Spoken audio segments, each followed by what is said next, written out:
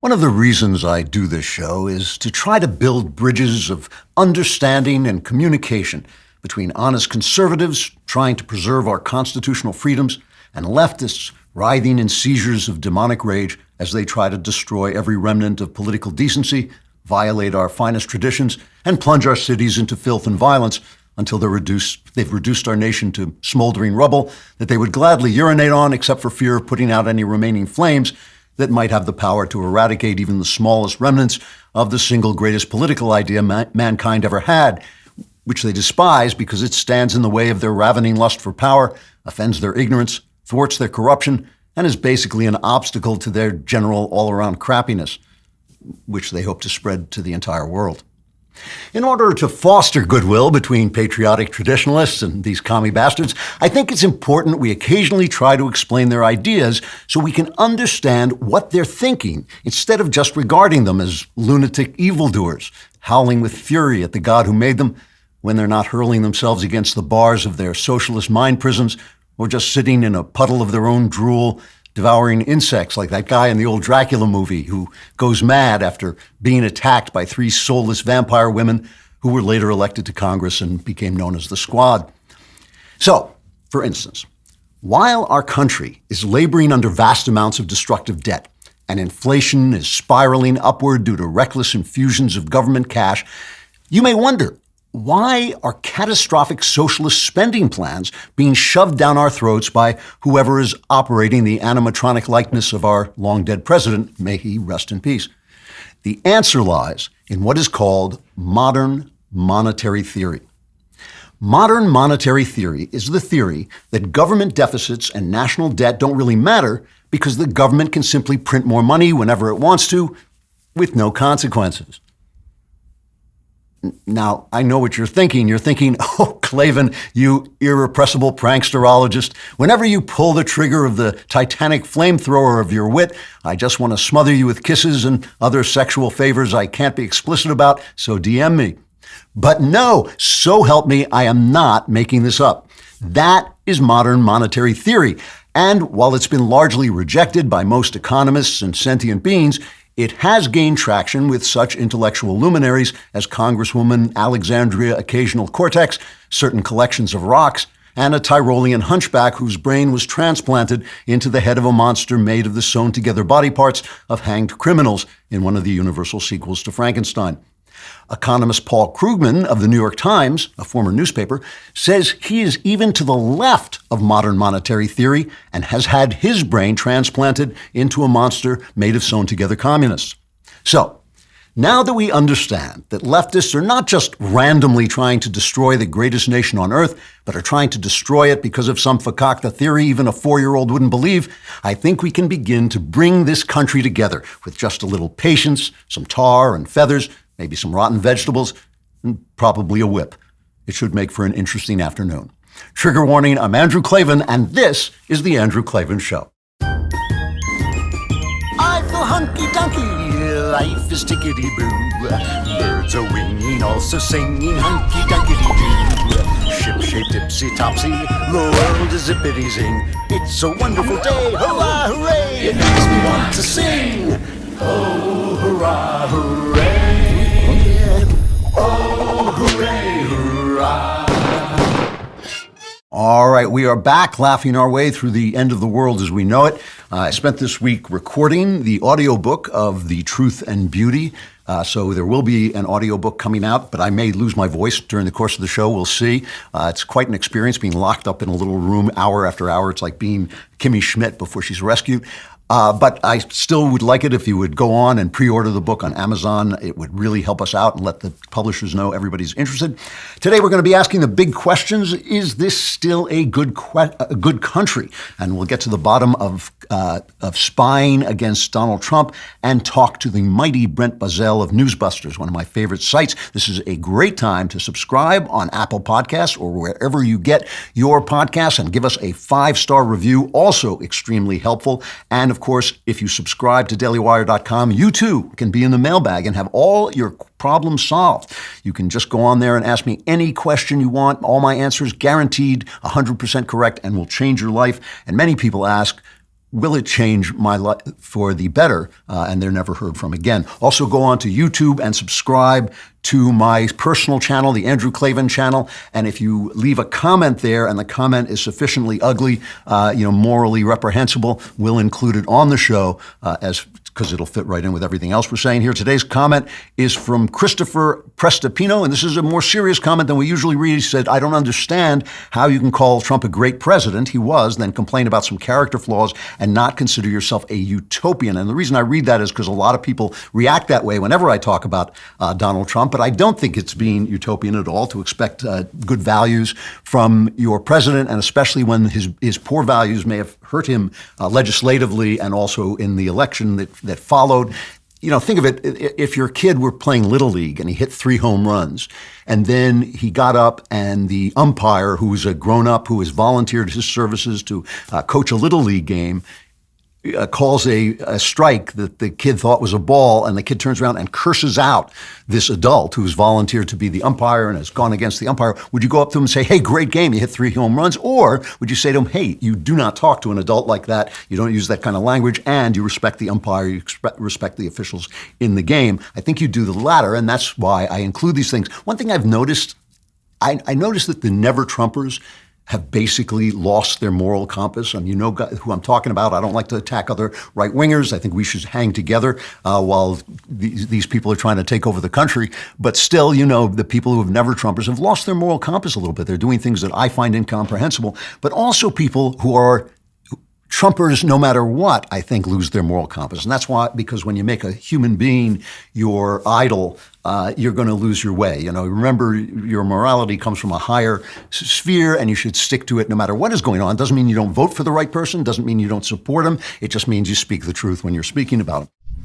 If you still haven't caught the Daily Wire's new film Shut In by now, you're seriously missing out. It really is a good film. I highly recommend you head to dailywire.com/subscribe to get a membership today. The film is now exclusively streaming for Daily Wire members and currently has an audience score of 97% on Rotten Tomatoes, which is pretty amazing. We're creating more and more great entertainment without a leftist agenda. It's all thanks to our Daily Wire members. So head to dailywire.com/subscribe today so you can watch Shut In, the upcoming Hyperions, and Gina's new movie, which is out this summer.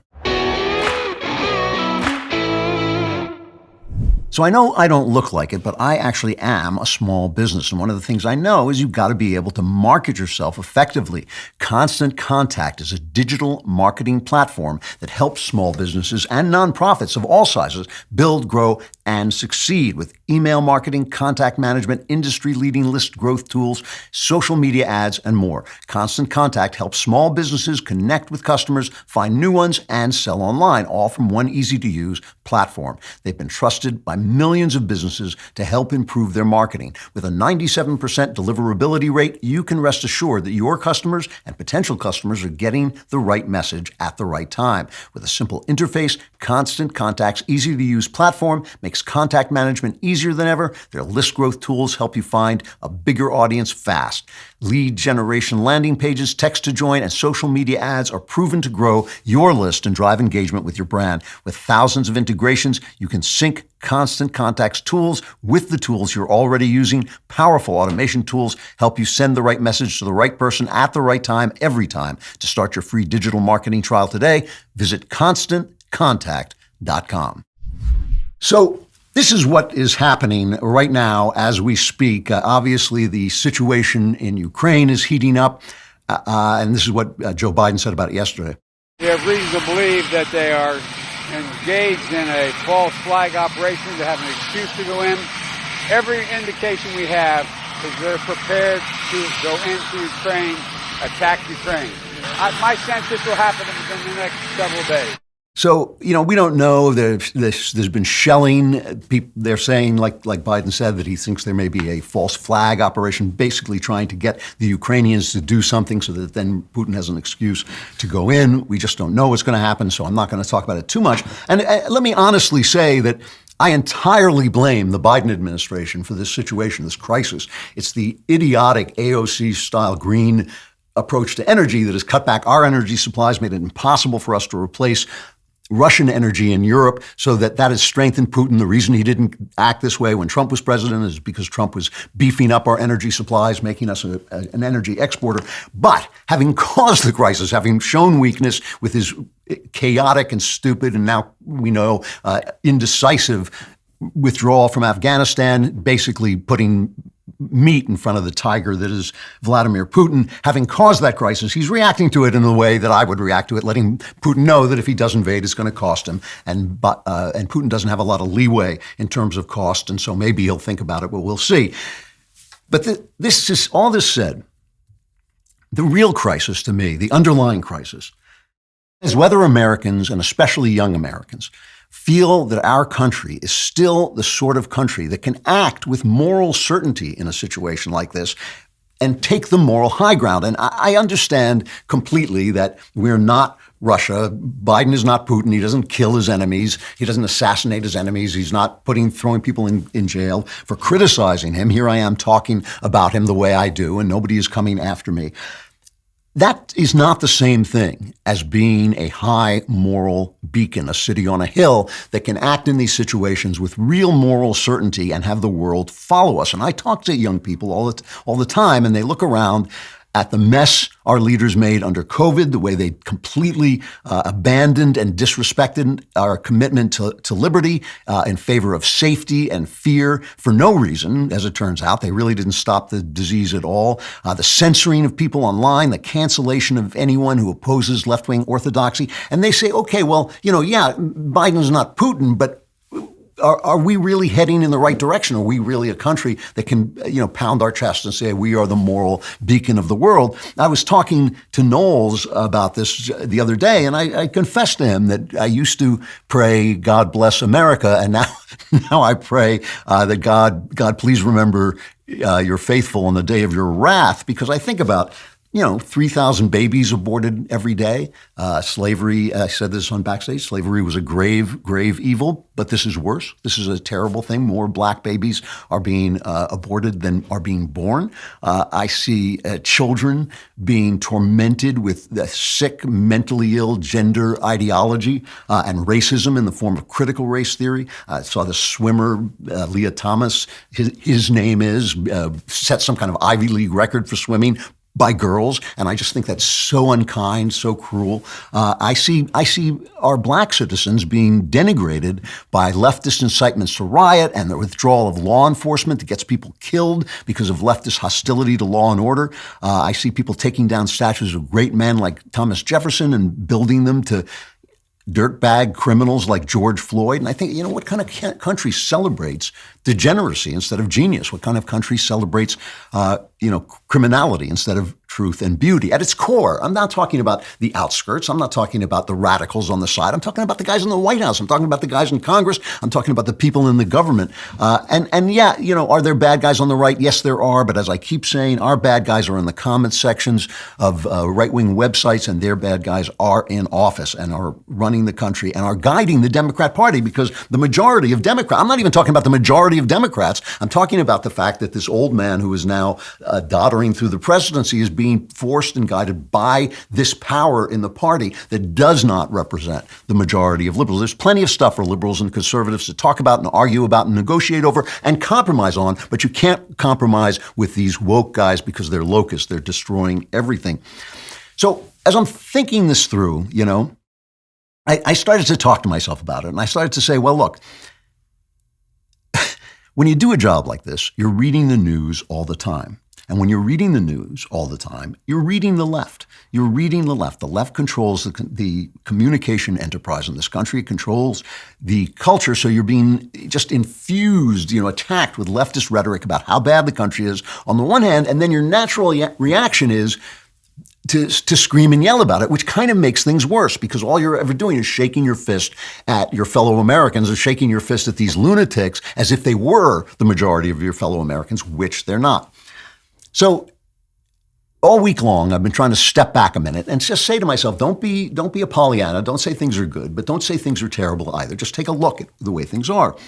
And here's what began to occur to me. At any given moment in history, we could have looked at our country in a miserable way or in an inspired way. We could have said at the founding of the country, we could have said, look at this, a new birth of freedom, a new idea is coming to fruition. It's going to change the world. It's the only republic on earth, but soon every country will be a republic, even countries that aren't republic will call themselves republics like the Soviet Union did, the Union of Soviet Socialist Republics, because we are such a great example that they'll want to follow us. But at the same time, I could have looked at that same moment and said, look at this. They're holding human beings slaves. They're holding human beings slaves under the worst possible conditions. They're doing it for racist reasons. It's wrong. It's evil. And both of those assessments would have been true. They both would have been true at the same time.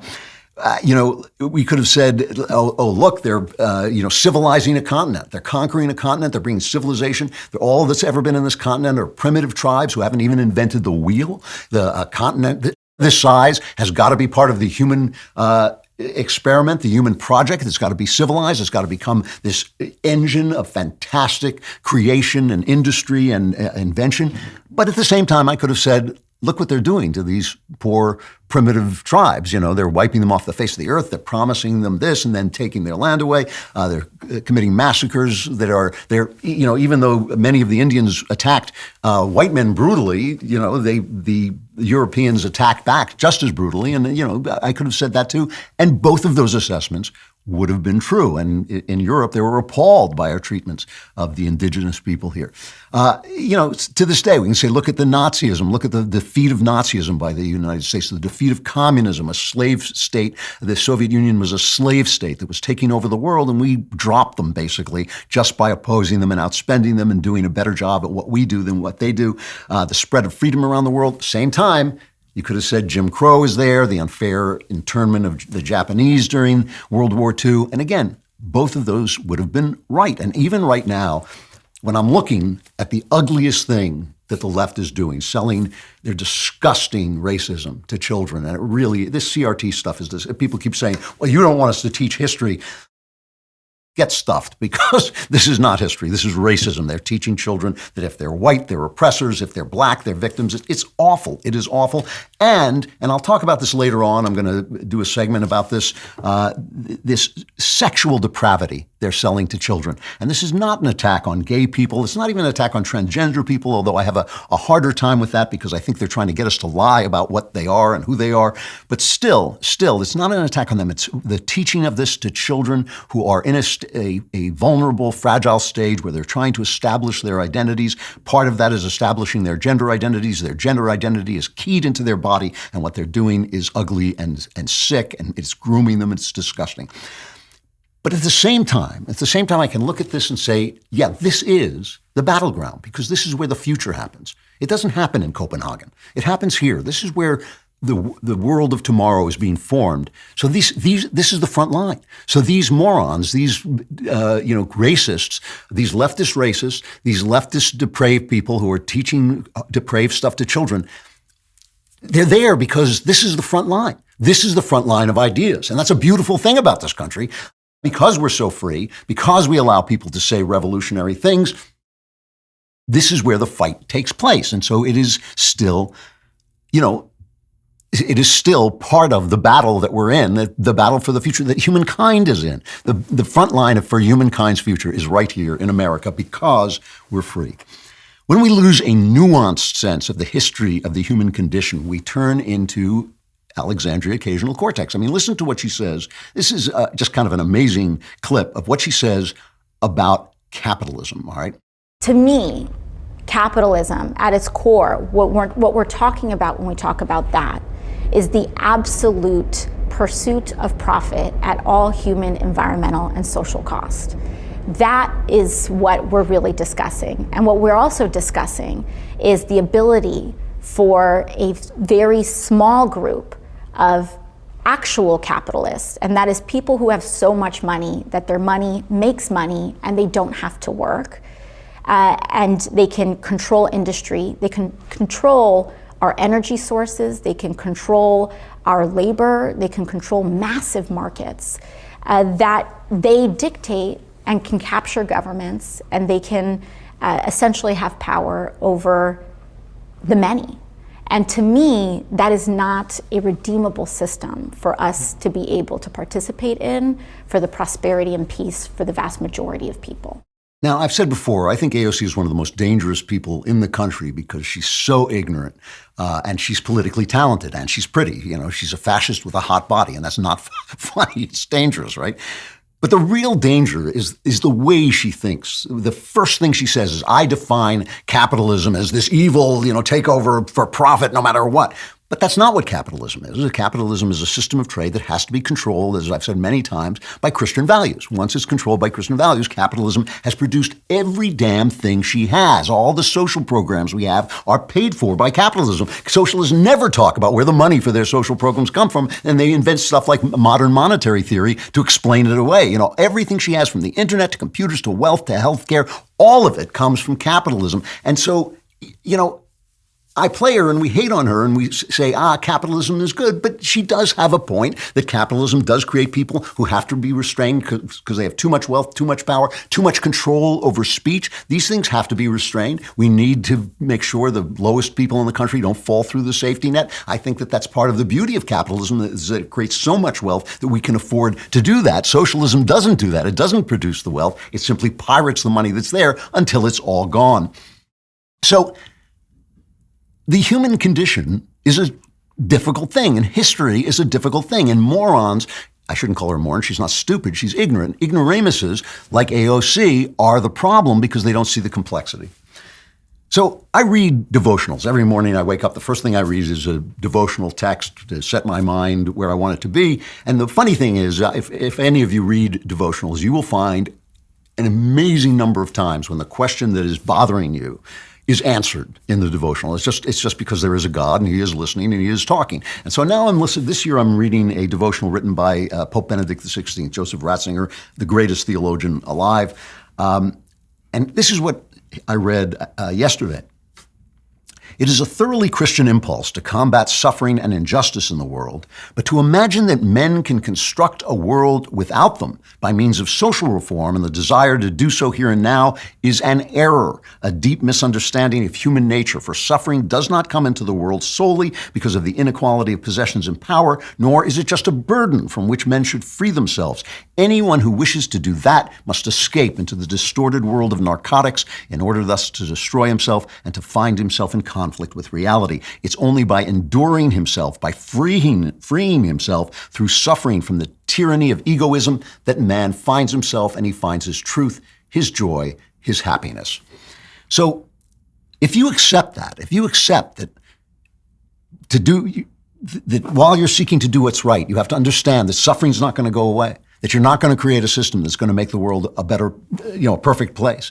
If you accept that suffering and injustice and even evil are always going to be here, if you understand there's no political solution ever, we're always going to be in this struggle, then you have to say, well, given that, what's my purpose here? And your purpose, of course, is to wake up every day and take care of the things that matter, to support your family, to shower the people you love with love, to do your work well, to do it with a focus and attention, whether you are doing what I'm doing or you're building a business or you're sweeping the streets or you're taking out the trash. It really does not matter. You just do it well, and that's the Christian thing to do. And the truth is, when you think about it that way, right this minute, I would rather do that in America in particular and in the West in general than anywhere else on earth, for the simple reason that we are freer here than other places. We still can fight for our freedom. We still can speak for our freedom. And because this is the front line, this is where it's happening. This country is what it's always been still. It is the freest land we have. And our freedom means that the worst ideas and the best ideas are in struggle, and the worst actions and the best are all going on simultaneously. And if that's true, then this country is still in play and is still the last best hope, and is still worth fighting for and praying for, in the full knowledge that it exists, as it always has existed, in a very, very broken world. So I drove to the studio today, and I will be billing the Daily Wire approximately $400 for the gas. I don't know if you're watching your gas prices. I'm sure you are. They're incredibly high. But there is an app that everyone who buys gas needs to know about, Get Upside. My listeners are earning cash back for every gallon of gas every time they fill up. Just download the free Get Upside app in the App Store or Google Play.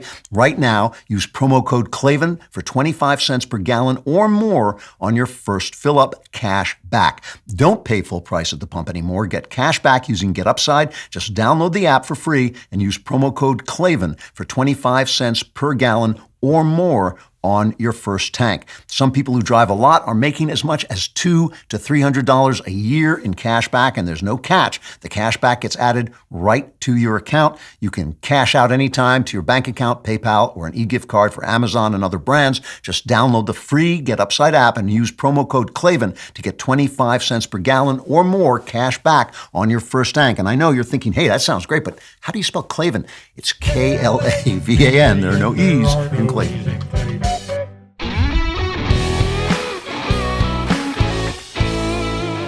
So thinking about the State of the Union, one thing I have to say is I think the good guys are on the march. I think that sometimes we are at our most disgruntled when we actually are making headway. There is an amazing story this week out of San Francisco. You probably saw it, but I don't know if you've taken stock of really how amazing it is. You know that San Francisco is the left of the left. If you go left from San Francisco, you fall into the Pacific Ocean and you're just swept away into some gigantic morass of leftism.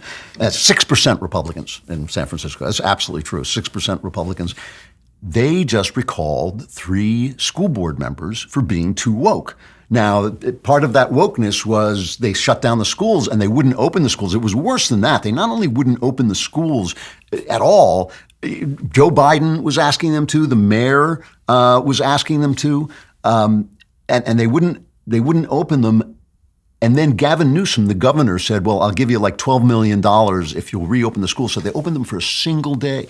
The single day they reopened them to get the money. And they took the money and they didn't reopen them. And meanwhile, while they're doing that, they're having discussions on maybe we should rename our schools. Maybe we should, Abraham Lincoln really, they actually said this, he didn't really do enough to end segregation. I mean, here's a man who took a bullet to the brain to make this a better country and a more equal country. And what did these people, this is what gets me about all these people who tear down statues. What have they ever done for anybody? What have they ever done for this country besides tear down the statues of better men than themselves? And so that's what they're talking about. And the parents are saying, our school people, our children are not being educated. Even the mayor, and of course she's the mayor of San Francisco. She is not a right-winger. She was saying they've got to open up. Unfortunately, the failure to educate our kids properly throughout this pandemic is, I think, what many parents were frustrated over, and seeing their children go from these, talkative, robust personalities to all of a sudden, quiet and uncomfortable and just different has been really, I think, a breaking point for a lot of families in San Francisco. So it's a really important point. It was what these parents were seeing from their children that made them think, you guys are doing something wrong. You've done something wrong. You've closed these schools. You're not taking care of our kids. And the kids and parents who have seen, remember, this earthquake, this is a little earthquake. This is a San Francisco earthquake. But remember, it happened in Virginia. This is why Youngkin did so well in Virginia. Part of why he did it, because he took the parents' part. It's happening in Arizona. They're voting on that now. It's just a movement that is going on across this country.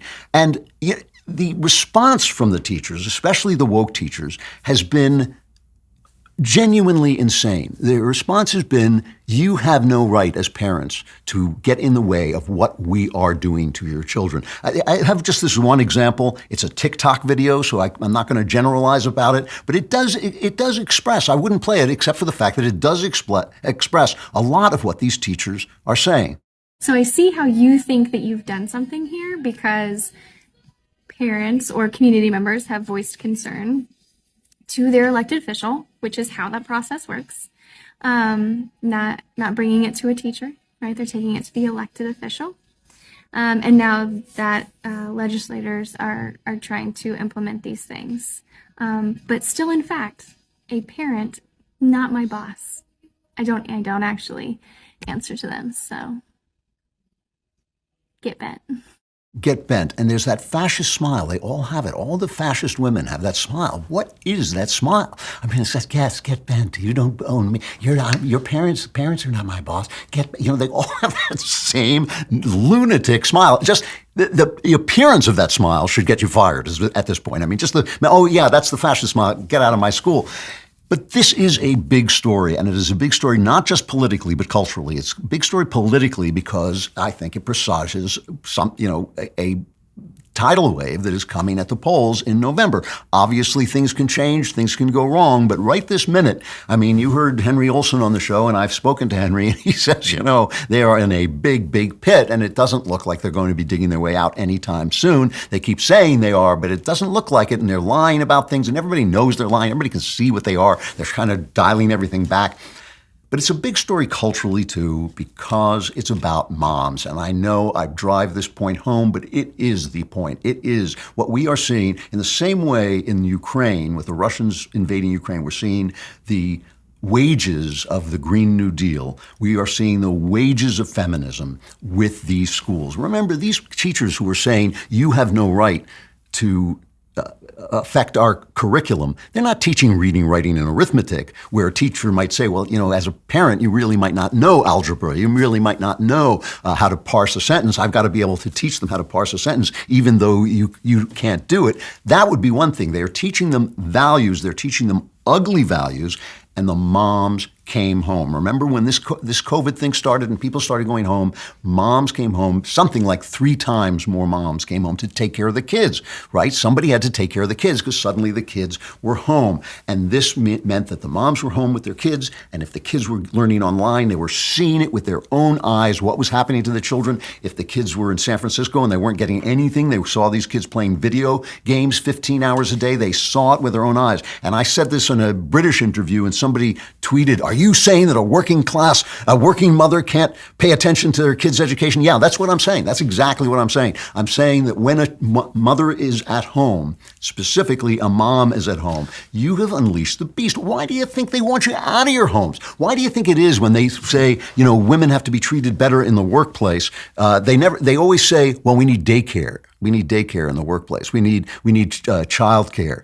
They never say what we need is better pay for their husbands so they can stay home and take care of their children, because the children are the country and they're taking care of them. The mothering of them is the most important job in the country, right? Instead, they say, oh, she's just a homemaker, just a homemaker. Yeah, just a homemaker, because she's shaping the souls and the bodies of the people who are going to take over the country. And they want to do that. And you can see what it is they're doing. And you can see what they're teaching them. And it's horrible. This is the thing. The lie that the left tells is they say, oh, you're burning books because you won't let us teach critical race theory. Now you're censoring us because you won't let us teach critical race theory. No, absolutely not. This is not a battle between censorship and freedom. This is a battle between their values and our values, and their values suck. That's the difference. Education is always going to be about inculcating values in the young, right? And we want to inculcate freedom, free thought, freedom of opinion, how to think, how to find information, history of the country, good and bad. I'm all for that. I was taught that 100 years ago. I was taught the good and bad about the country, but I was also taught to love my country, which I think is a natural thing and something all children want to do. They're teaching them that their bodies do not determine their sex, which is a lie. They're teaching them that their whiteness makes them wicked, which is a lie, and a racist lie, and a sick anti-creation lie. It's a horrible thing. We are talking about values. Somebody's values are going to win in our school systems. Is it going to be mom's values, or is it going to be these lunatics with their fascist smiles? So there's all that stuff, and then of course there's the masks that have done nothing but damage these children, that cut them off from each other's faces. I mean, it's a tragedy. It is a tragedy, and it's wicked what they're doing to the children. And now you can see, as November starts to loom in the in the windshield, you can see them. They're saying they're taking away these mask mandates, but don't be fooled, because Rochelle Walensky, who runs the CDC, she said the quiet part out loud. This is what she said. We are assessing the most important factors based on where we are in the pandemic, and will soon put guidance in place that is relevant and encourages prevention measures when they are most needed to protect public health and our hospitals. We want to give people a break from things like mask wearing when these metrics are better, and then have the ability to reach for them again should things worsen. Should things worsen like after November? If things worsen after November, the masks come right back on. The masks haven't worked. They haven't done anything. Nothing they've done has done anything except the vaccines. The vaccines have kept people from being killed. They've kept people from dying, according to the best figures. Those are the best figures. Doctors are studying this around the world. I mean, I keep saying this, and I'll say it to anybody. Doctors are studying this around the world. They're not sure of the entire effects of the vaccines. If they're not sure, you shouldn't be sure. But the best numbers that they have right now show that it has had a huge effect on fatalities. And I think that's an important fact, So aside from that, aside from Trump's vaccine, Trump's, Operation Warp Speed vaccine, they haven't done anything. They haven't accomplished anything except damage small businesses, transfer wealth to the biggest businesses, and do incredible harm to our children, okay?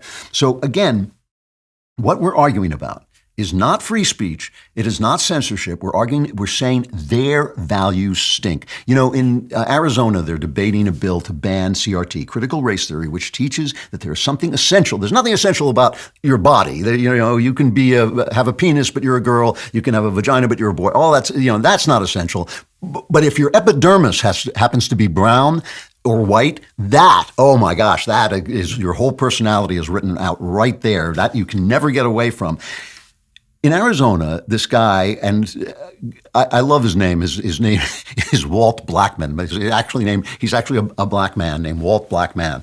And he got up and he started talking. He's a Republican. He got up in the Arizona State Senate and he just unloaded on CRT and this critical race theory. And here's what he said. If we want to talk about racism, we need to really talk about it. If we want to talk about oppression of a people, let's really talk about that.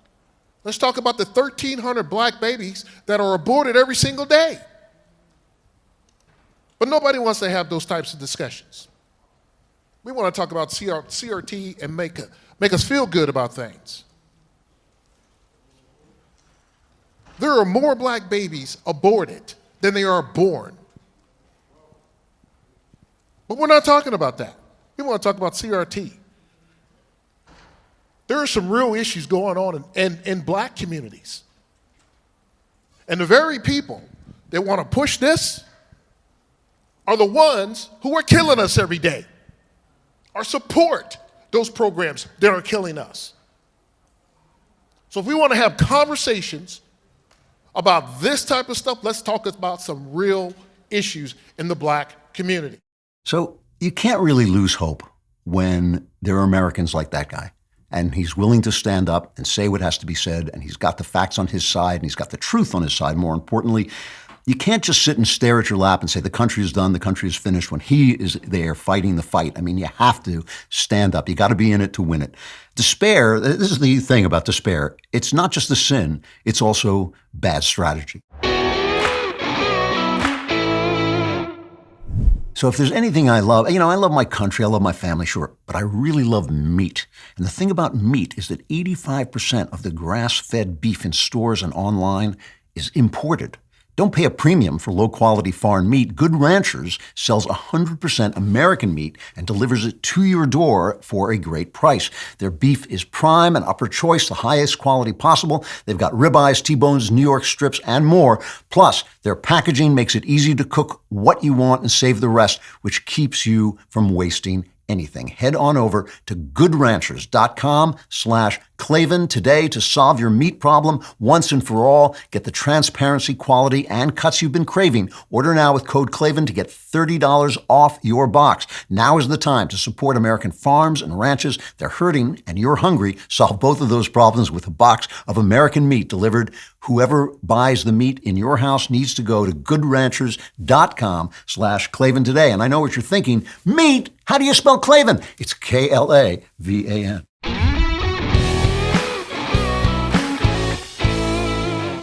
while we're looking at the country and while we're saying to ourselves, oh, the country is in great shape, it's in bad shape, it's a great country, it's a bad country, it's gone south, it'll never come back, or whatever we're saying, you have to remember that we are wrapped in a distorting force field that is the media. This is just an important thing to remember, because even though we know it's there, it still distorts our perception.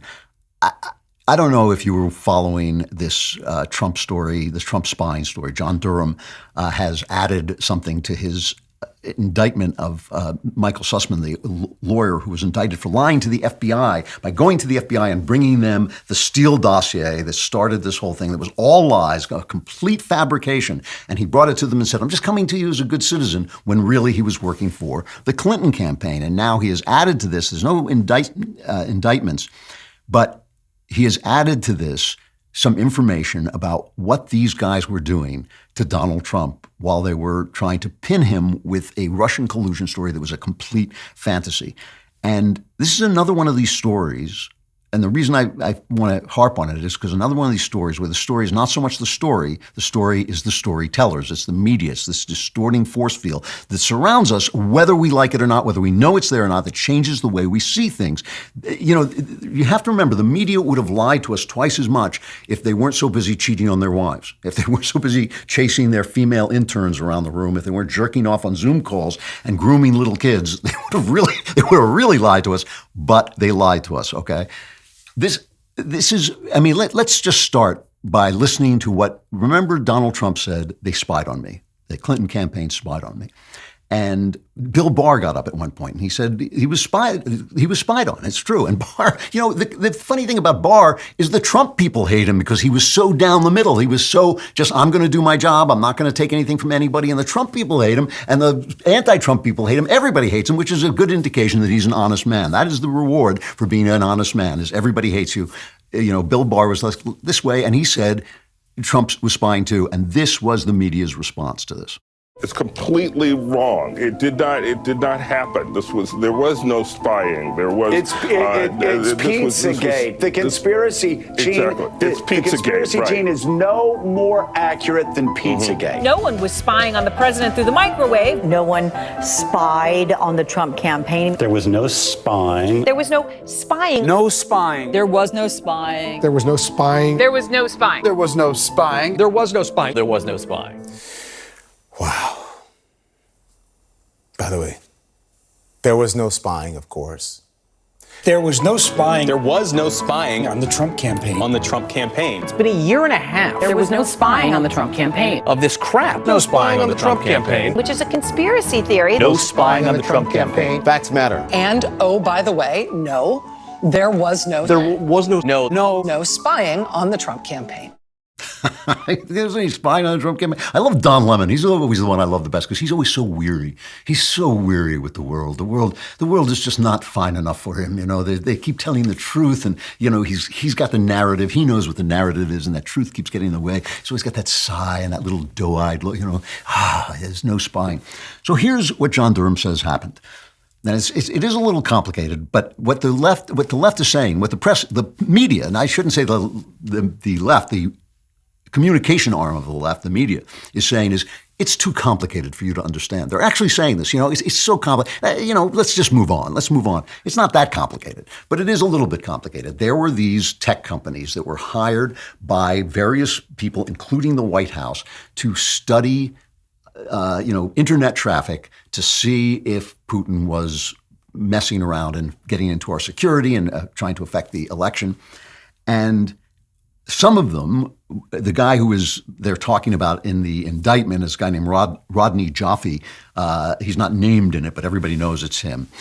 And some of them found information, some kind of information, a number of calls, because this wasn't actual. They weren't hearing seeing what was in the interchange. They were just following traffic, right? Some of the traffic between what may have been the Trump campaign and a bank in Russia looked a little suspicious to them. So remember, they were hired by people to do this security. So did they go to the people who hired them? No, they went to the press. They went to the press, and then they went to the Clinton campaign. That's who they took the information to, right? And the Clinton campaign hadn't hired them. They just went to them with this material. Now, the material turns out to have been completely bogus in the sense that it didn't really prove anything about it. But Yeah, that's spying on the Trump campaign. There's just no question about it. And the bank story turned out to be a complete nonsense. And this guy Jaffe, was in the press. I think it was the New Yorker, I believe. He was in under a pseudonym, saying to the press, "Well, we had to take this to the press because we needed to get it out there before the election." In other words, they were targeting Trump. Now, after that parade of media saying there was no spying, what you would think would be, they would go through the center of, they would walk down Fifth Avenue, right? They would leave the New York Times building, Times Square. I don't know if it's still in Times Square, but we'll say symbolically it was in Times Square. They'd walk through Times Square, down Broadway, shirtless, whipping themselves, saying, "Oh, please forgive us. We lied and we completely distorted the story. We hated Trump so much we lost our minds." But they don't. And this is what I was talking about Trump. The people who hated Trump went nuts, but also the people who loved Trump beyond the amount you should love any politician. They also lost their way a little bit, but not like this. And they didn't have the power. That's the thing. The people who voted for Trump didn't have the power. That's why they voted for Trump, so they could have a voice as well. You got to remember this. You got to put it in context. At the time, if somebody who once met Trump was caught reading from Russia with love, that was proof that Trump was a Russian spy. All right. So now, you ask Jen Psaki about the White House spokeswoman, Jen Psaki, about this, and she is utterly silent about the spying, right? She's not going to come out and say anything. Durham says there was an outside company with ties to the Clinton camp monitoring server data info on the executive office of the president through the Obama administration, possibly into the Trump administration. Do you know if there's still a system picking up server data on the EOP, and if not, when it stopped? Again, I know you asked my colleague a few questions about this the other day, but I would point you any questions about this to the Department of Justice. And then is what was described in the filing there, monitoring internet traffic, is that, generally speaking, would that be considered something along the lines of spying? Again, I would point you to the Department of Justice. She's got nothing to say about the spying. And here's Hillary. This is my favorite. It is Hillary being accosted by a reporter. Hillary, Laura Collins, Daily Mail. Did you pay to spy on the Trump campaign? When are you going to comment on the spying allegations, Hillary? Did you pay for having spied on? She just waves. She doesn't say anything. But the key thing about that is the accent, right? She's from the British paper, the Daily Mail, because none of the if it had been Trump, if they caught something on Trump, there would have been all out there shouting questions at him. So it just brings me back to the idea that this is we're seeing our country through a distorted lens when we pay attention to politics. We need to pay attention to our own lives a little bit, our own work, and the things that we do, and they start to judge the country according to that. And I think that once you realize that Pope Benedict was right, that we are always going to be broken until Jesus comes again, and how evil is always there, and how suffering. What Benedict has a wonderful line. He calls it the passion of being human, which means the suffering of being human is always going to be there. Then you realize that, no, this is the fight we're in. This is the thing that we have to do, and it's happening here. It's happening here because we are who we are, because we are America. We are the future of the country. I think that people have gotten lost in the idea of what human beings can do and what they can be and what we can accomplish. We have to address the problems of our country the same way we address our own problems, right? You don't sit around and say, "I'm done, I'm finished, I'm so evil, I'm so wicked, I just can't go forward." Look around. You're not that evil. You may aspire to be evil, but when you think about the fact that there are serial killers out there sleeping like a baby, and you're worried about the fact that you forgot to take the trash out, you have to have the same perspective on your country. Throughout history, every country, there's never been a good country. There's only been countries in which good things have happened. This is a country in which great things have happened. Great things have happened, and great things may still happen if we win the fight that we're in. And it is a fight of values. It is a fight about morality. It is a fight about what human beings are. It's a fight about how we treat one another. It is a fight about whether we judge one another according to the color of our skin, whether we treat women with respect and acknowledge that women are women. That's a fight we can win. We can win this fight. I think we will. I think we're on the march, but we just have to remember we have to be in it. We have to stay in it, and we have to keep hoping and keep our hopes alive so that we fight with everything we've got. So I now have a Ring alarm, and I am delighted. You probably already know, of course, about the Ring doorbell, the Ring video doorbell, but Ring makes an alarm that is an award-winning home security system with available professional monitoring. Best of all, you can easily install it yourself. It really is easy. If I can do it, you can do it. Go to ring.com/Klavan and browse through all of the sensors that will detect motion on any house or apartment. You will get notified right on your phone whenever anything is detected.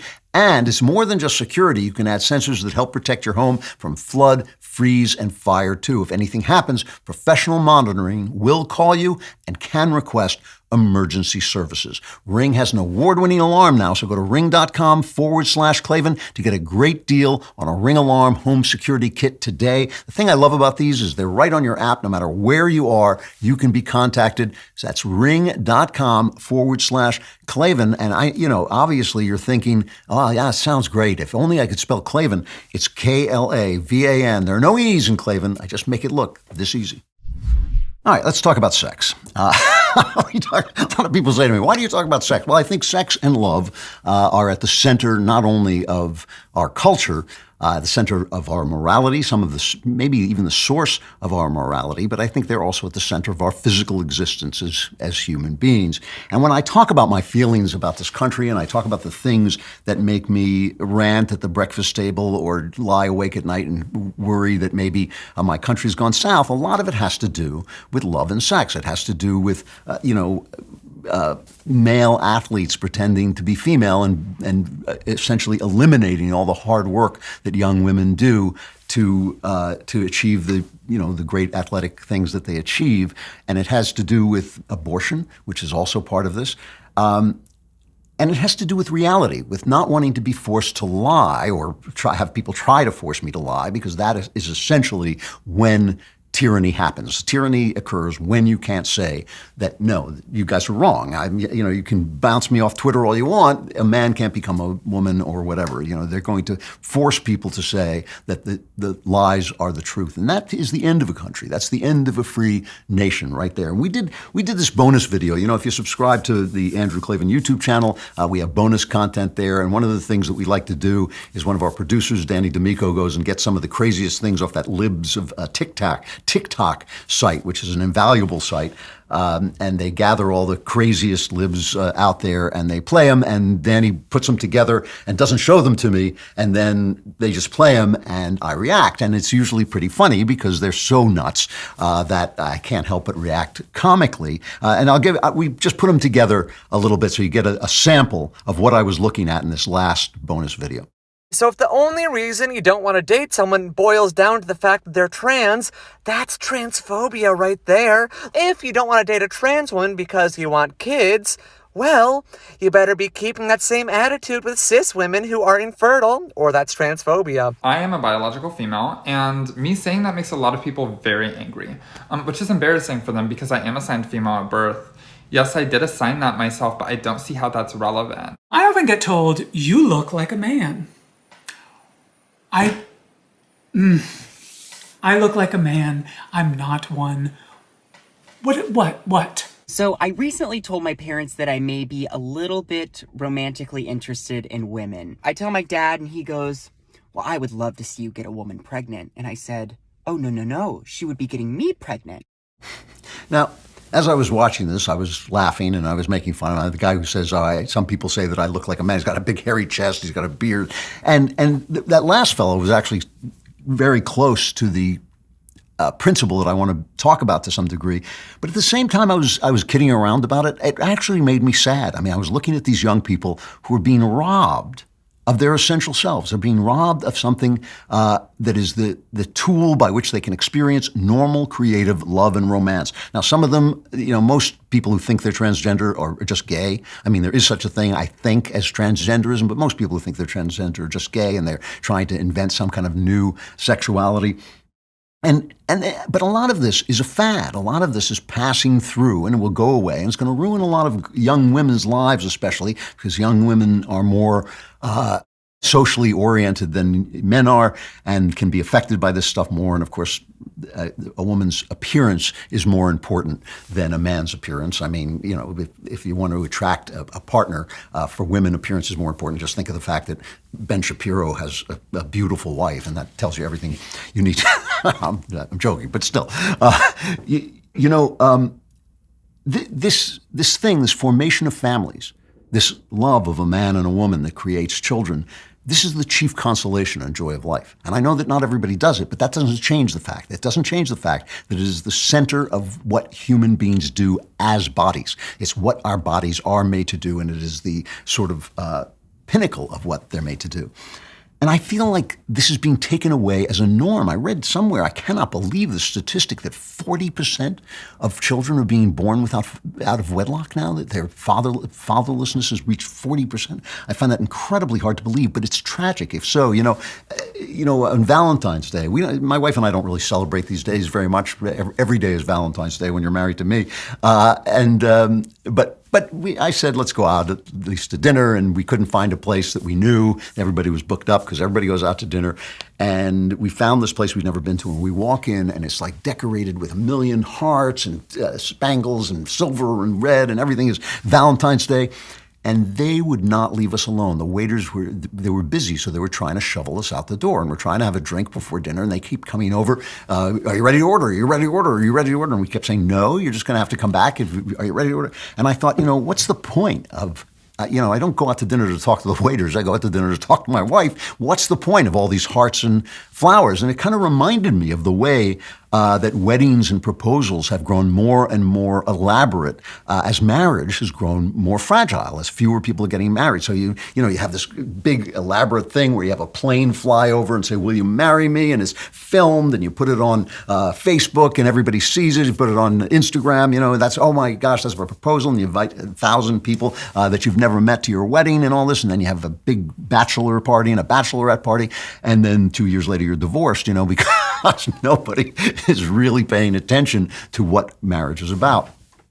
And the thing is, it's interesting. This is an effect of the radicalism in the country, of leftism. It's an effect of feminism. And it's an effect of a philosophy that this is not an important thing, that marriage as we knew it is a bad thing. And this has always gone together. If you buy my book, as I'm sure you will, because you're a good person, you don't want to go to hell. If you buy The Truth and Beauty, you'll see that then too, the radicals hated marriage. They wanted an end to marriage. Radicalism always has two things going. It always has, they're going to create a perfect politics, which is going to perfect humankind, and they're going to end marriage. And the same thing was happening back in the Romantic days when they had the French Revolution, going to create a paradise. And of course, it ended in bloodshed. And you had the free love movement, which was going to put an end to marriage. And why do these things go together? Why do they go together? When we talk about marriage, we sometimes talk about, well, it's a great bulwark for freedom.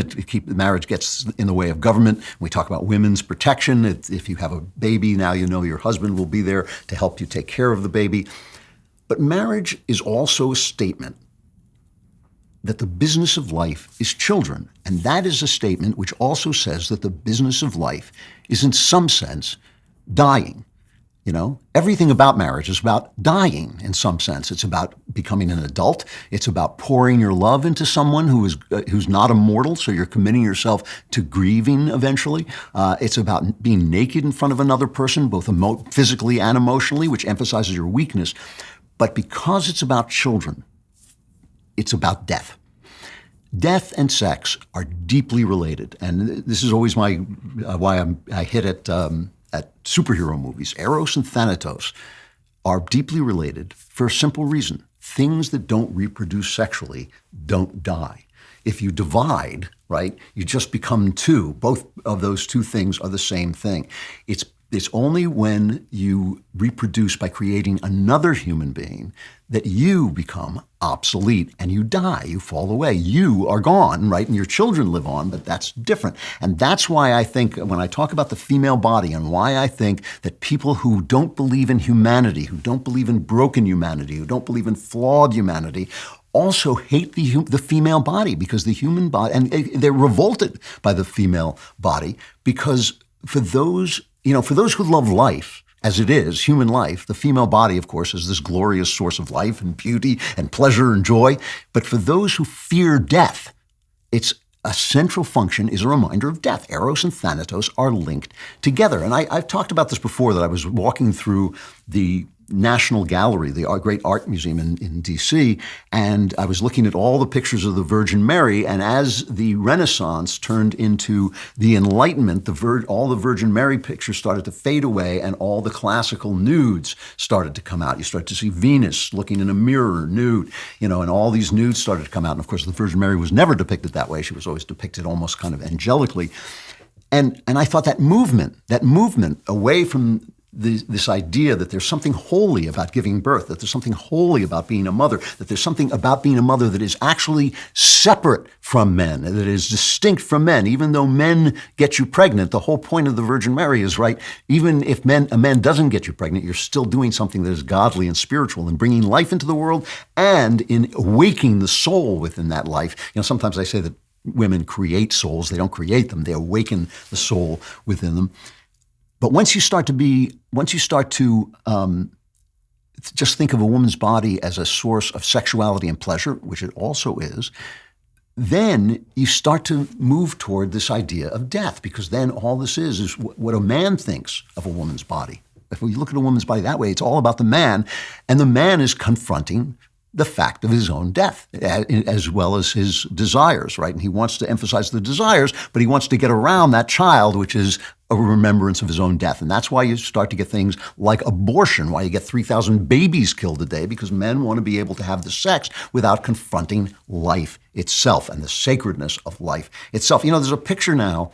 If you don't think the left is about death, if you don't think it is a movement of death, and I'm not talking about liberals, guys. I'm really not. I'm not talking about your ordinary, old-fashioned Democrat who thinks we should spend more on social programs. That's an argument any two rational people can have. I am not talking about that. I'm talking about these woke leftist nutbags who are running the Democrat Party, who are not the majority of Democrats, but are running the party. If you don't think it's about death, look at this picture. It looks like it's in Germany, and it's a picture of a lady with her child, and she's breastfeeding another child. So it's the Madonna, right? It's when I say a picture of the Madonna, this is a picture of the Madonna, and it says, the future or climate killer. If you have a baby, if you are nursing your baby, you are destroying the world. So either we see this, a woman's body as something that is central to humankind, and we accept that humankind is imperfect and mortal, or we think, we can fix politics, everything's going to be perfect, everything's going to be great, and then we cannot face the fact that we're mortal and we die and our bodies die, And I think that this is why I think you get so many of these people are gay, and I don't hit against gay people, and I don't even hit against transgender people. I think it must be very painful to be a transgender person. But if you are not directly involved, even with a woman who can't have babies or a man who can't have babies in a marriage that is not going to produce babies by choice or by impossibility, even if you're in that marriage, you're still in that sphere of baby making, even though you're in the negative part of it. But gay people need an extra little dose of wisdom to understand that this relation between men and women that creates babies is at the center of human life. And I know plenty of gay people who have that wisdom, and they understand it, and they understand that they are something not off-center, which I think is true. Gay people are off-center, but they think this is who I am, and this is how I'm going to live, and I'm going to live morally within that context. And I have nothing to say about that whatsoever, as you know. But I think you need this. There is something about these guys who, if they don't have that wisdom, they want to corrupt and end this thing that offends them. This is how you get these books in our schools that are teaching children that they're not men or boys or girls, that their bodies don't matter. There's this guy who runs a bookstore in Wyoming that is there to teach children about sexuality, and this is what he has to say. His name is Corey Silverberg, something like that. What we can say is that everyone does feel like one thing. They feel like one thing, and then maybe they can feel like something else. Mm-hmm. And then we kind of just broke it down the way that I do as a sex educator. So we distinguish what we call sex assignment at birth. So the fact is that, we kind of tend to think that we come out as boys or girls. Yeah. But what actually happens is you come out, and someone looks at the outside of your body, and based on what they see, they say you're a boy or a girl. Mm-hmm. And sometimes they're not sure. So we actually told that, first of all, we told that truth, right, which is something we're usually silent about. And then we talk about the ways that we can feel different, right? So feel like a boy or feel like a girl or feel like neither. So we kind of break it down using a lot of illustrations. But the other thing I'll say is that this stuff actually is less complicated for kids than it is for adults. I find as an educator, kids don't actually have, I can say to kids, there's boys, there's girls, and there's the rest of us. Mm-hmm. And kids are totally fine with that. I mean, that's a really sick thing to do. And it's a sick thing to do because one of the things that children have to come to terms with is their body, what it means to be a boy, what it means to be a girl. And what he is telling them is it doesn't matter. And that's a lie. And to lie to children, of course children accept lies. They don't know any better. They don't know what anything is. So you lie to them and yes, you can corrupt them. And that's what this guy is doing. And we had this fellow on, Mark Vernon. I really enjoyed interviewing him. He was a guy who, along with me, loves Owen Barfield, one of the Inklings. And he talked about how consciousness of individuality developed at right around the year zero, right? That's when the idea of individuality started to come into the human mind. Up until that moment, you were bound to your family, you were bound to your tribe, you were part of your tribe. You might be part of Pharaoh, you might be part of this civilization. You didn't really die. You actually didn't, it wasn't like your individual death because you were part of this thing that was ongoing. But as people became aware of the fact that they were separate individuals, this is when Jesus comes into the world, and this is when Jesus becomes important to people because what he says is, yes, even the individual is connected to something bigger, namely God, and even the individual lives forever. Watch this. Watch this. That's the resurrection. When we lose that faith, we want our individuality to govern everything. We want to be able to change reality and especially escape this fact of our death and this fact of our sinfulness and our brokenness. And all of this craving for perfection, all of this craving for bodiless life, genderless life is running away from the facts of life and the facts of death that make us who we are, Nobody likes being mortal. Nobody likes mortality, but in mortality, we have the limits of our search for the meaning of ourselves, the limits of our search to become ourselves, and the promise that this longing that we have inside ourselves for immortality has some kind of goal beyond this life, that there is some kind of goal beyond this life. Lose that faith, and you lose the entire meaning of existence. You go to war with your body, you go to war with your civilization, you go to war with your traditions, and you end up destroying everything.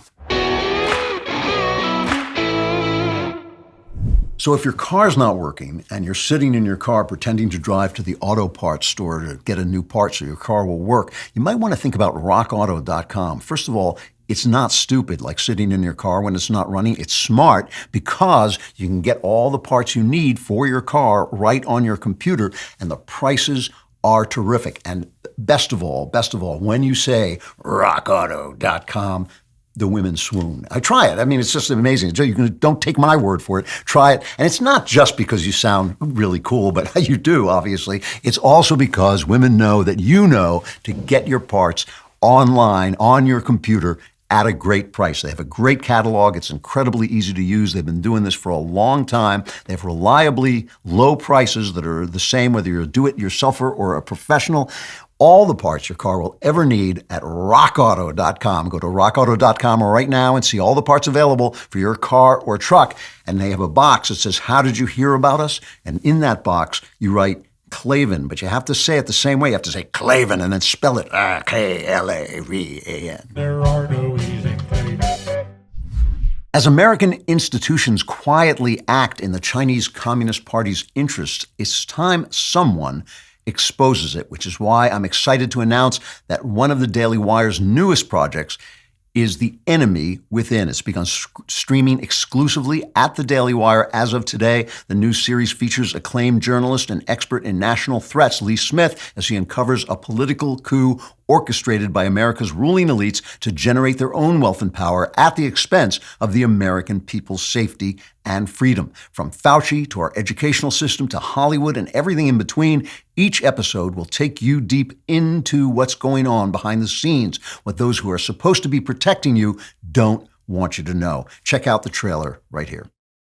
What if everything we think we know about our leaders, our society, and our relations with the rest of the world is wrong? What if everything we think we know about our leaders, our society, and our relations with the rest of the world is wrong? What if everything we think we know about our leaders, our society, and our relations with the rest of the world is wrong? What if everything we think we know about our leaders, our society, and our relations with the rest of the world is wrong? What if everything we think we know about our leaders, our society, and our relations with the rest of the world is wrong? America is facing two major challenges. One is the Chinese Communist Party. However, the most significant threat comes from within. You're trying to obscure responsibility for 4 million people dying around the world. Okay, Senator Paul, you do not know what you are talking about. We've already seen evidence of how the elites want to run the United States. They're modeling themselves after Chinese autocracy. For over a decade, the People's Republic of China has stood publicly accused of acts of cruelty and wickedness that match the cruelty and wickedness of medieval torturers and executioners. Dianne Feinstein had a Chinese spy as her driver for 20 years. We're not talking about one person infiltrating senior levels at the CIA or the White House. We're talking about an entire elite class throughout the political, corporate, academic, cultural, and media establishment. My name is Lee Smith. I've been a journalist for more than 30 years. This is the most astonishing espionage and infiltration operation in history. What you're going to see in this series will shock you. This is The Enemy Within.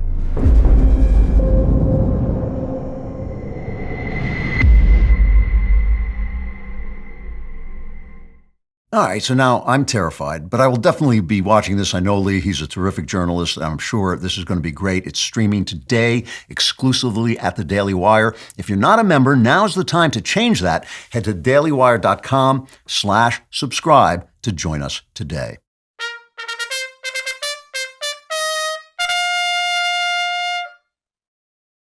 So in a lot of ways, this podcast would not exist if it weren't for Brent Bozell. He is the founder and president of the Media Research Center, the largest media watchdog organization in America. Almost every show features videos here from Newsbusters, one of the indispensable sites. He has done incredible work exposing the left-wing media, and he has now written a very warm, entertaining memoir called Stops Along the Way, A Catholic Soul, a Conservative Heart, an Irish Temper, and a Love of Life. Brent, it's great to see you. Thanks for coming on. Thank you, Andrew. Thank you for having me. This is a very warm, loving, entertaining memoir. But before we get to the warm, loving stuff, let's talk about the media, so we can really get some of the bile and anger out. Get it out of the way. Exactly. First, tell me about Newsbusters. I mean, it has got to be the most essential site I go to. It's the one site that I would find indispensable. How did you start that? I visited once a long time ago, and you have this beautiful library of files of media malfeasance, basically. What caused you to start this? Well, technology. I think the greatest compliment we ever got, Andrew, was on the very first day. A statement from Rush Limbaugh on his radio show where he yelled out, "Newsbusters rocks." And that's been the promotional statement we've made ever since. It was a function of technology. Over the years, the MRC used this thing. I don't know if you've ever heard of it. It's called paper. and we had typewriters and stuff, and we published things, and then the world went, of course, to the internet. And so we took all of our published materials and we put it on Newsbusters. But the idea of Newsbusters was just to have an ongoing analysis of what was going on in the press. Because conservatives need to know what's in the press. The media are biased, but you don't know exactly what they're doing if you're watching NBC. I'll give you an example of this, Andrew. Every conservative is familiar with Hunter Biden and with what Hunter Biden did. It might surprise a lot of conservatives that 45.4, I believe it was, % of Democrats who went to the polls in 2020 had never heard of Hunter Biden. Never heard of him. Why? Because NBC, ABC, CBS, CNN, MSNBC, the networks that they turn to, the New York Times, the Washington Post, the newspapers they read, they did a cover-up on Hunter Biden. So we report these things because it's important that conservatives know that the world that we live in may not be the real world where half this country is not being given the truth. So you've been doing this now for a long time. When you look at it, the change to the internet, what's changed? Has it gotten worse or is it better? You know, I tell this story. A few years ago, I got a call from one of our donors who had given us a lot of money. He called and he said, Brent, over the last 4 years, I've given you $1 million. And I'm reading a fundraising appeal from you saying that the liberal media are worse than ever before. He said, how well is my investment working with you? And it was a hell of a question to ask. My answer was, at the time, it doesn't matter how liberal the media are. What matters is whether or not they're being believed. They can be outrageously left-wing in their biases, but if you don't believe them, they're not going to have an impact. Well, that was then. Today, it's different, Andrew. Today, it just shocks me that there is no attempt to be honest, no attempt even to report the news. I'll give you an example. The Durham report, just this week that came out. The Durham report says that the Clinton campaign was not only spying on the Trump campaign, it was spying on the president of the United States, hacking into his servers. Do we not remember a thing called Watergate? Do we not remember 3 people going into the DNC headquarters to put plants in there and getting caught? This is the exact same thing, except they didn't then turn around and tape and spy on the president of the United States. This is far greater by any objective standard. It is far greater than Watergate. And MSNBC, CNN, ABC, CBS, NBC, they have put a kibosh on the story. This is not a mistake. This is a deliberate decision on their part. We are not going to tell this story to the American people. I never thought I'd live to see the day that they were this outrageous. I wonder, not outrageous, but radical. Do you ever run into reporters, journalists, and ask them about this? Because I wonder about this all the time. If I came on here, if I make a mistake on this podcast, I lose sleep. I can't wait to come back and correct it. I'm trying to tell the truth. Everybody makes mistakes, but this constant deception. And these are things I know reporters know when they're deceiving people. Do you ever meet people who feel bad about it or think something must be done or anything like that? And they also know when they made mistakes. When we did a kind of a funny video the other day, somebody on the staff did, giving because we have the files on this, showing just this endless amount of clips of people in the media saying there was no such thing as Russian spying. I just played it. Or as the Clinton campaign spying on Donald Trump. Yeah. Endless statements by reporters. Well, they were all wrong. They know they were wrong. You asked the question, good question, what's changed? This is one of the things that has changed. Once upon a time, you could be not feuding, but you could be taking ABC News to task while talking to all the reporters at ABC News. Sam Donaldson at ABC News, he was Mr. Left-wing Beelzebub in the eyes of conservatives. He was also a friend of mine. And he would come and speak to our events. He crashed one of our galas that you've been to, crashed it, got a standing ovation. He was so funny. You could have that report. I could go down to CNN. I could meet with the president of CNN and have dinner and talk about things. You ask me, how is our rapport with, I don't talk to reporters anymore. You don't see conservatives going on NBC or ABC or CBS the way you used to. I don't know the last time that I was invited on. I used to be invited on CNN to critique CNN. That's what CNN used to be. And here's the last thing I want to say about this, Andrew, because you brought this up. I don't understand the hubris in the national media that they cannot admit a mistake. I think there is nothing more human and nothing more noteworthy and nothing more respectful than for a journalist to go on the air and say, I made a mistake. Whatever happened to do you remember the ombudsman where somebody was on the staff and he corrected things that were wrong? I don't understand why CBS News can't have that. why they can't have somebody who says, we were wrong on this thing, we were right about this thing. I don't know. I don't understand why you can't do that. They believe in the public's right to know they believe in their right to know everything about the public, but they do not believe in the public's right to know things about them. One more question before we get to Stops Along the Way. It's a really lovely memoir, Catholic Soul, A Conservative Heart, an Irish Temper, and a Love of Life. CNN has been gutted basically by sex scandals. The only thing that anybody ever gets caught on the left is sex scandals. All the political corruption gets swept under the rug. But finally, these guys have been chasing every intern, every child, every executive around the room. And now CNN is basically gone. I mean, they've brought in, people from Fox. They brought in Jonah Goldberg. Are they going to change? Are they going to go back to their original model, which was a more neutral news model back in the day? I don't think so. I hope I'm wrong on this, but I don't think so. Maybe the new corporate leadership will force this. But if they're going to force this, they're going to have to fire about 90% of the people at CNN, because 90% of the people at CNN, Andrew, are not committed to news. They're committed to a leftist ideology.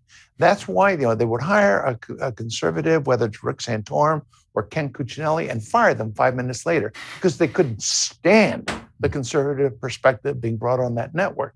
These are such, the Don Lemons of the world are such radical zealots. They are the tip of the spear of the furthest extremes of the Democratic Party. When was the last time you saw AOC criticized by CNN? It won't happen. When was the last time you saw somebody who brought in somebody who talked about the anti-Semitic nature of so many in the Democratic Party? You won't see that. So will they move in the right direction? A whole lot of people will have to be replaced before there's any semblance of a culture of journalism to return to CNN. I hope I'm wrong about that, Andrew. So again, the new book is called Stops Along the Way, and it is a memoir of growing up with 10 siblings altogether, including you. And I have to say, I grew up in a house with 3 brothers, and all I remember was one long fist fight. It was like the last reel of a John Wayne movie. It was just people punching each other. But yours sounded a little less. You have a very loving memories of your parents and the way they handled what was clearly utter chaos. It was. Why did I write this book? We've written many books over the years dealing with the media or politics or whatever. This is one of those things that you work on airplanes when you're traveling from one place to the other or in a hotel room, where you say to yourself, I'm going to put these things in writing before I forget them. This is a series of stories. Every single one of them is true. Andrew, I wrote them when I published this book. I wondered, what's the public going to think of this book? What is somebody who reads this book going to think? Because the stories are so different from anything you've ever heard before.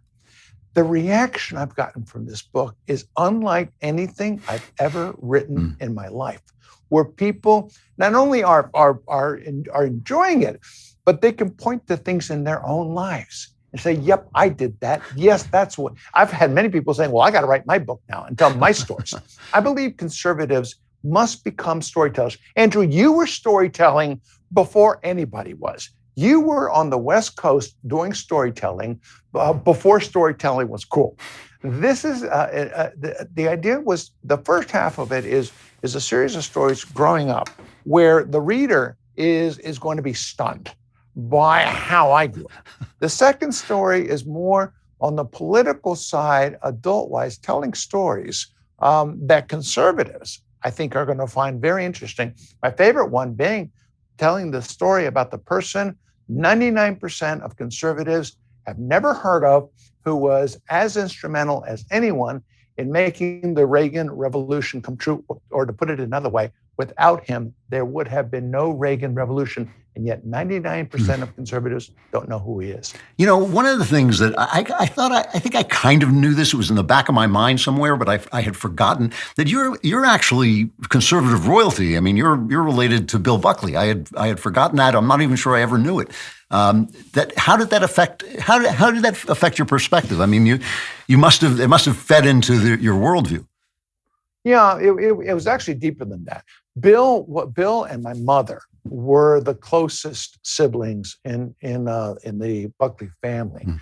My father and Bill were roommates at Yale and best friends growing up. It was my father. How did this work? Somebody introduced somebody to somebody. But they were that close-knit. My father was the first Washington editor of National Review. My father ghostwrote The Conscience of a Conservative. He was very instrumental in the earliest days of the conservative movement with Bill. So did that influence us? Yes. Then in 1962 or 1961, at 6 years old, we moved to Spain. Spain was still in the Middle Ages. It was under the Franco world. It was a completely different world. We lived there for 2 years. That changed my father's perspective and my mother's, where they became increasingly more focused on Catholicism as opposed to conservatism. And then so we returned, and both those things became ingrained in our family. Then we moved to the country, just 70 miles from here, from DC. And I tell stories about what it was like to grow up in 1964 in a little hamlet 70 miles from Washington, D.C. And some of the things that were going on there will simply stun the reader. I'm doing this like a plug for it, but it's true. It's absolutely true. Well, it's a delightful book. It's called Stops Along the Way, A Catholic Soul, A Conservative Heart, An Irish Temper, and a Love of Life by Brent Bozell. It's really interesting to me that you came through the 60s and you were in a conservative family and a Catholic family, and your family seems to have kept its values throughout. I mean, one of your brothers hilariously is a priest who hilariously writes a blurb, "Do not believe my brother, I did not do those things." That's his blurb for your book. What is it, do you think, that kept your values intact through all that? I'll credit my parents. For them, their faith was the most important things in their life. But this is where it changed.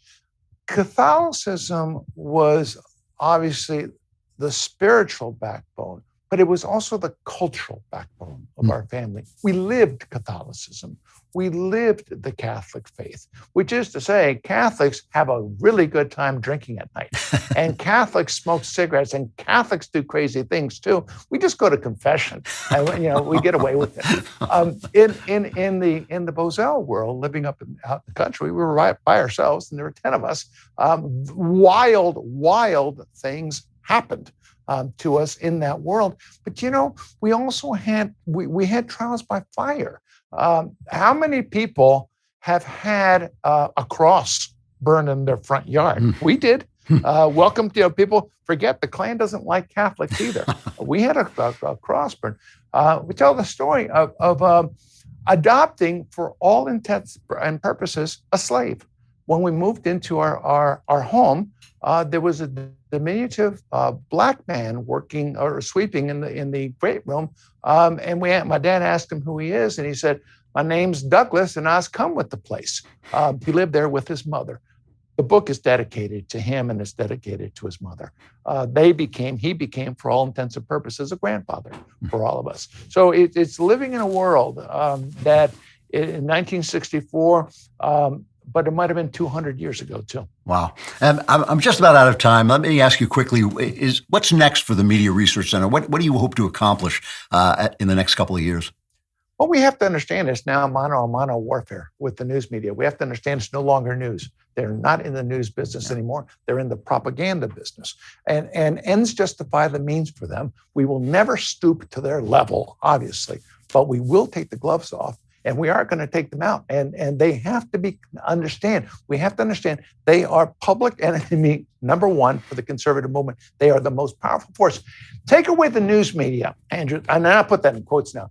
Take away the media and ask yourselves, where would the left be today? It would be nowhere if you took away the media. Common sense would prevail. So as conservatives, we have to make that our number one priority, I believe. And also be in the storytelling mode. We now have ways like the Andrew Klavan podcast to tell the conservative story. I salute you again, I'll repeat it. You were one of the very first people to understand the importance of this. Well, thank you, Brent. And Brent, like I said, this show would not be possible without you guys at Newsbusters. It's a great site. The book is Stops Along the Way by Brent Bozell, Bozell. Brent, it's great to see you, and I hope you'll come back and talk again. Thank you, Andrew. Anytime. Thanks a lot. All right, that time has come. You waited for it. You prayed for it. You begged for it. You wept trying to make it come into being. And here it is. Gather your problems around you. Kiss them goodbye. It is time for the mailbag. Russia, Russia, Russia. It was all bullshit. When the man is right, he is right. All right, from Patrick. My wife and I are married 6 years and have 2 young boys. The responsibility of fatherhood has brought me closer to God, and I've increasingly immersed myself in our family in the Christian faith. My wife grew up Christian and humors me. She's grateful for the Christian virtues, but is a lukewarm participant. My unease around her lack of active faith comes and goes, but she recently uttered a heresy against Christ that shocked me. We've been reading the Bible at my request, and while discussing the identity of Mary Magdalene, my wife said that historians thought Mary might be Jesus' lover. I responded that Mary couldn't be Jesus' lover because they weren't married. That would be adultery, which obviates the identity of Jesus. Yet my wife persisted and said that perhaps Jesus, the historical figure, had a lover. I responded that Jesus, the historical figure, is the Son of God incarnate. She shrugged and walked away, and I'm left shaken. I'm married to someone who doesn't share my faith. Well, my response to that is basically, so what? It is not... she's being a good wife. She is taking the kids to church and supporting you in your faith. And I think she owes you that. I think you are the leader and the head of the household. But she doesn't owe you her mind and her heart. I mean, she has the right to think. She's a free person. Even as your wife, she is a free person who has the right to believe what she does. And I don't think that embracing Christ is supposed to make you a censorious, pious guy who controls other people's spiritual life. I don't think that's the point. If you think about it just practically for a moment, what is going to bring her closer to Christ? You being a kind of a pious scold, telling her that she's not allowed to think about things that some historians do say about Jesus and Mary Magdalene, even though they have no information to back it up. But still, is that going to be something that makes her think, boy, this Christian thing is a really good idea? Or is it the joy and love that Christ should be radiating through you as you come to terms with the Holy Spirit within you? She is a free person. She is your wife and has responsibilities to you as you have responsibilities to her as her husband. But she doesn't have the responsibility to believe what you believe. And if you want that to be a thing that happens, the biggest chance you have of that happening is living out the love and joy of Christ and not living out some kind of pious bullying, because it would be pious bullying to insist that she not commit what you consider sacrilege. That's not the way it works. I mean, you have been on a journey. God has called you on that journey, and I think that's a beautiful, beautiful thing.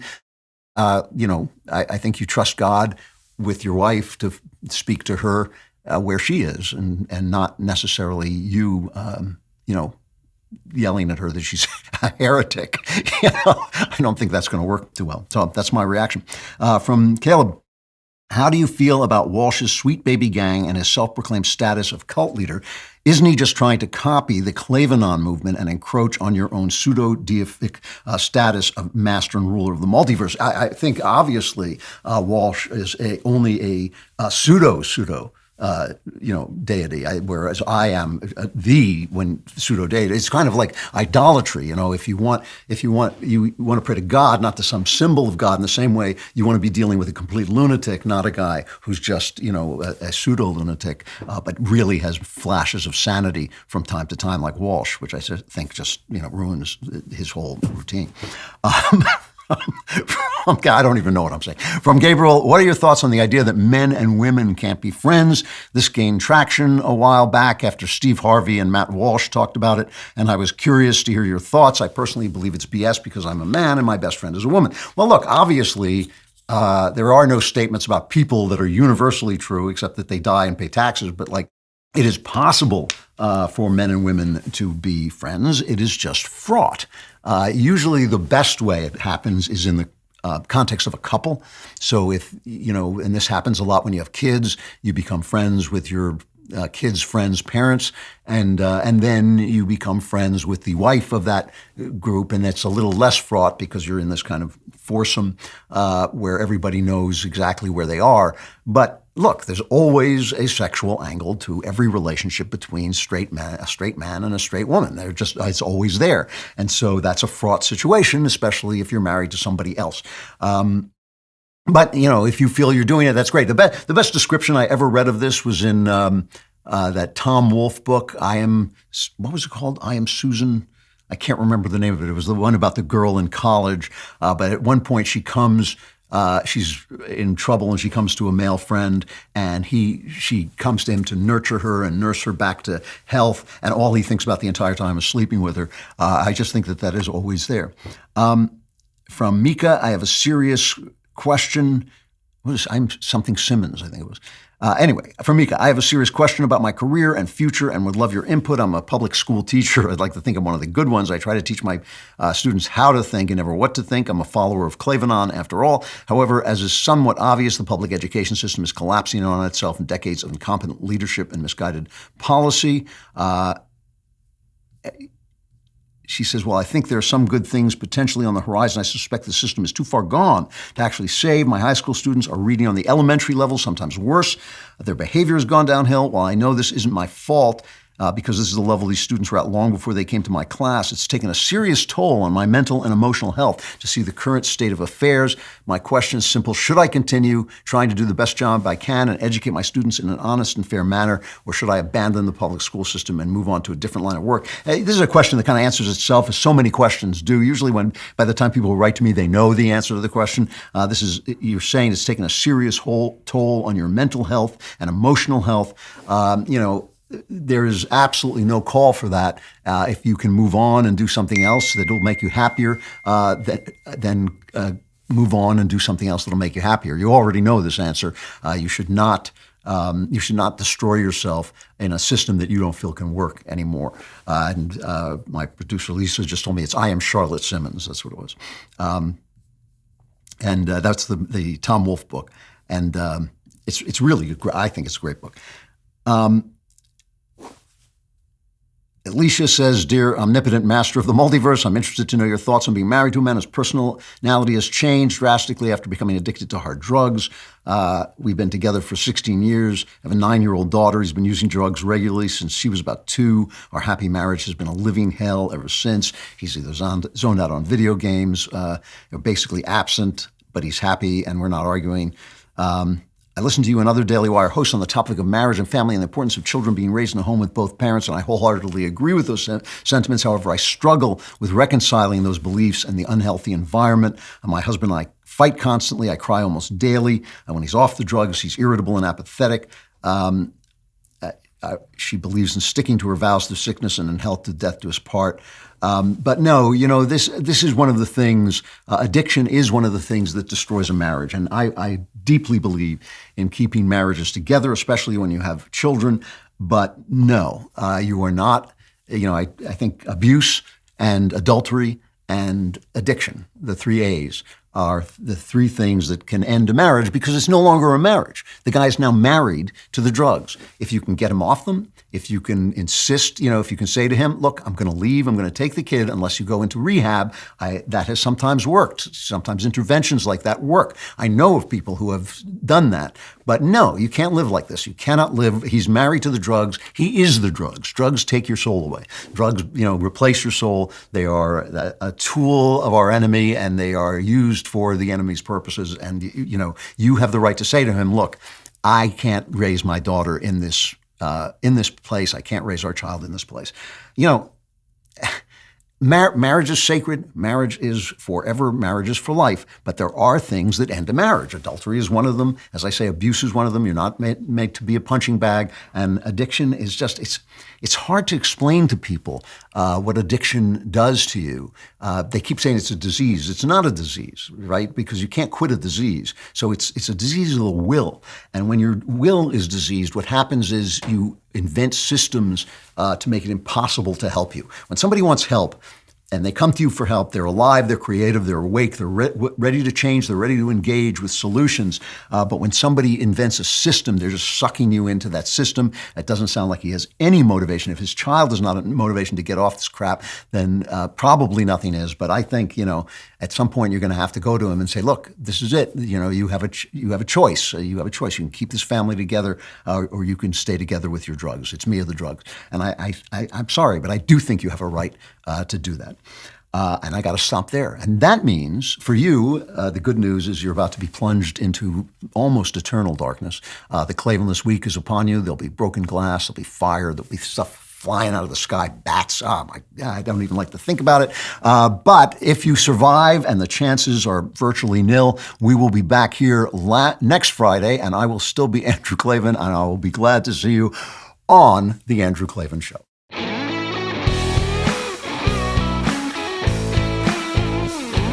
The Andrew Klavan Show is produced by Lisa Bacon, executive producer Jeremy Boring. Our supervising producer is Mathis Glover. Our technical director is Austin Stevens. Production manager, Pavel Wadowski. Editor and associate producer, Danny D'Amico. Our audio is mixed by Mike Cormina. Animations are by Cynthia Angulo. Hair and makeup is done by Cherokee Hart. Our production coordinator is McKenna Waters. And our production assistant is Jacob Falash. The Andrew Klavan Show is a Daily Wire production. Copyright Daily Wire 2022. Today on The Ben Shapiro Show, an anti-Semitic BLM-associated alleged shooter gets written off as mentally ill. The Trudeau administration announces further financial crackdowns on political opponents, and Democrats keep flailing on COVID. That's today on The Ben Shapiro Show. Give it a listen.